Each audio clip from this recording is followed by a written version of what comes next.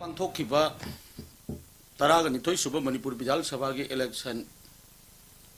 Manipur statehood एप फंगबदगी पांथोरक्पा इलेक्शन सिंगा यामना तोंगानबा इलेक्शन लम्मा ओइकी हंदकी इलेक्शन लसिदा प्रजा मियामना वोटर सिंगना अपामबदा वोट पीबगी खुदोंग चाबा अदुमदी फंगखिद्रे हाइबसी अइना एमपीसीसी की पर्सनल मोइना हाइब नत्तबदा मणिपुर की प्रजा पुनमंगा अदुमक लोइना खंखरे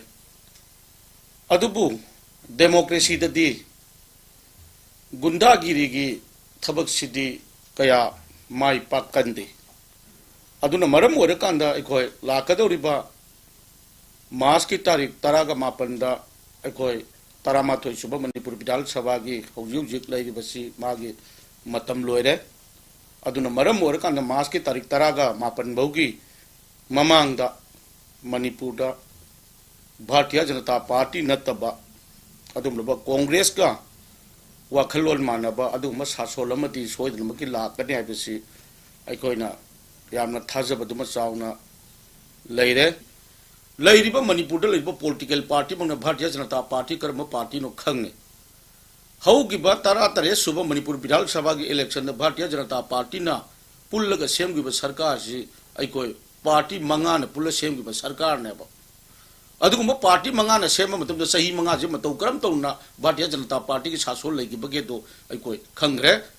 सिदे द कोalition गवर्नमेंट लाइबसे मासागी कमन मिनिमम प्रोग्राम अमा लैगदबा अखोय पुनमंगना यानरबा दोल खुदिमंगना यानरबा कमन मिनिमम प्रोग्राम दुगी मखादा अखोयना थबक थोरम कया पांथोकदबनेबा अदुगी मथक्ता कोalition गवर्नमेंट हाइबा पोसी अखोय ममिंग अमदी थोरमम थोएबा ngasi bawda Bharatiya Janata party की सासोलना अदुम सटखरे अदुना मखोयना का सरकार सेम कनी नो हुजी प्रजा मियाम की राय लौग्रबा मतुंगना सुम पंगांग दंगांग बसी